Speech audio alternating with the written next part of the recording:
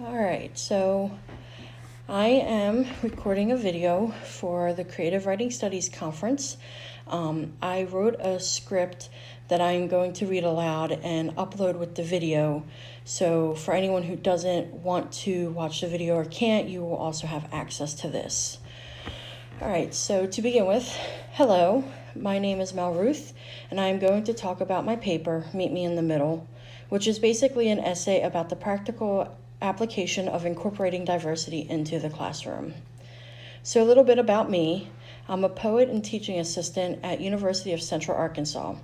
I was born and raised in Baltimore, Maryland, and I received my bachelor's in English with a concentration in creative writing and a minor in gender studies from Salisbury University. I then moved halfway across the country to Central Arkansas to pursue my MFA with the Arkansas Writers Workshop, focusing on poetry and teaching. I chose the topic for my paper after taking courses on pedagogy and examining the teaching practices of many instructors over the course of my studies. What I've learned over the years is that many instructors unconsciously or even consciously uphold standard white language ideology or the white canon of literature. I believe that most teachers want to be conscious of diversity, they just don't know where to start. And that's where my paper comes in. What many teachers don't realize is that the decisions they make about syllabi, course design, how they present themselves, etc., speak volumes about their values before the teacher ever even meets the class, let alone talks.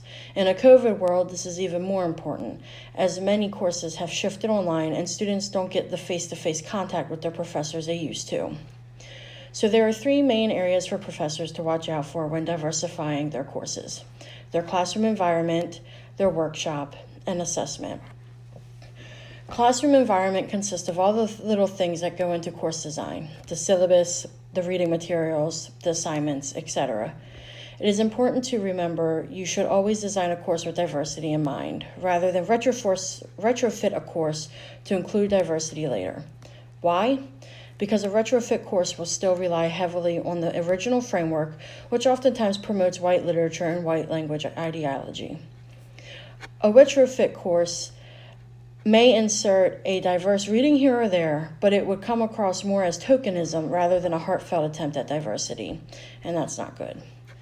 While designing your course, keep in mind that we are all intersectional beings, meaning that we are multifaceted and not just one thing. For example, I am not just a white person. I am white, I am queer, I am a woman, and I am from a working class family, and I am so much more than that.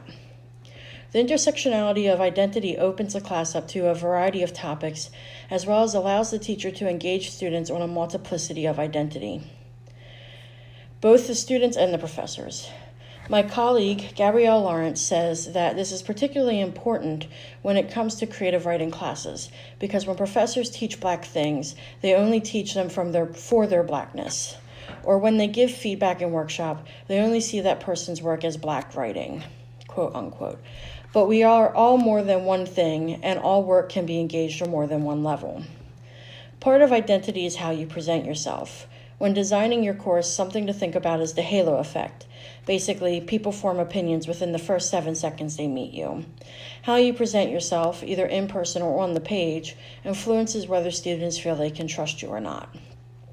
One way to build student trust is to front-load diverse readings. Students often use the reading material from the first week or two of class to not only gauge the professor, but also to determine what style of writing the teacher is looking for. But don't just front-load all of your diverse readings and then return to the white canon for the rest of the semester. It is important to keep diversity consistent in your readings. Also, take some time to learn how to talk about the readings. Try discussing them with a colleague or a family member so you are prepared to discuss them in class. You can begin incorporating more diverse readings by reading outside of your comfort zone. Recognize what you are drawn to and what makes you uncomfortable, and then try to force yourself to read things that make you uneasy.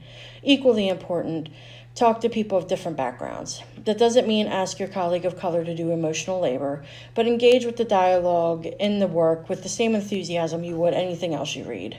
Learning happens in the discomfort, and we don't learn in isolation. As an example, I am drawn to work that features women, but work about parenthood makes me uncomfortable. So I force myself to read books such as Jeffrey Davis's Night Angler, which features many poems about being a father. By reading outside of your comfort zone, you in turn make your students read outside of theirs. One of my favorite readings to assign is Liminal by Nana Kwame Adjei-Brenyah. The discomfort of the piece leads to some great discussion about a multitude of current topics, as well as sets the tone for the remainder of the semester. This is not to say you can't use white canonical literature in your course, but be aware of the message that it sends to students, and be prepared to discuss why a certain author or work is problematic. Switching focus, I want to talk a little bit about workshopping. Discussion is a huge component of creative writing classes. It gives students a space to share their thoughts, experiences, and ideas. If we are lucky, we will have a class full of students from different backgrounds, ethnicities, and more. This, however, makes discussion even more important, as white students tend to talk and engage more than students of color. Part of this is because teachers tend to assign white-focused readings or authors. Showing students white voices are valued. Another part of this is that teachers don't always know how to steer a discussion towards diversity instead of away from it, either because the topic makes them uncomfortable or because they feel they don't have the right to speak on it. This, unfortunately, silences the voices of people of color, or forces them to do all of the heavy lifting in class. This becomes an even bigger issue during workshops when students must comment on each other's work. One way to steer a peer workshop is by teaching students to adhere to specific genre elements when commenting on work, rather than topic. This means focusing on clarity, plot, form, poetic elements, or how the piece is working, rather than on what the piece is about. This not only helps the writer feel more comfortable having their work discussed, but also helps students who can't wholly relate to a piece still be able to give constructive feedback. My colleague Gabrielle says, the most common response in workshops to work from writers of color is complete silence, followed by an I don't get it, or I don't see how this is a poem, fiction story, etc. Other times, students or professors will bend over backwards to bring up slavery or any other race-based trauma in context with the student's work, or try to center the conversation on the writer's color rather than their work. Another way to make workshops a safe place for students of color is to teach students to read and respond with empathy. To do this, begin by asking students to find ways in which they can relate to a diverse character, situation, setting, or perspective. One of the things I like to do is assign Drinking Coffee Elsewhere by ZZ Packer. I will admit it is a little risque, but it is a great exercise in empathy. I ask my students to look up the area of Baltimore Dina is from and imagine growing up there. I then ask them to do the same for Yale. After this, I have them write about how they would feel or react to growing up in an area like that and then going to a college like Yale. Would they make the same decisions? Would they end up back at home too? Or would they do something else? Their responses should also discuss systems of power that impact that person's experience, whether it be their color, their sexuality, their socioeconomic class, or more. Empathy and bias also show up in assessment practices. One way in which teachers unknowingly uphold standard language ideology is by enforcing students to adhere to strict grammar rules, as opposed to allowing students to write how they speak.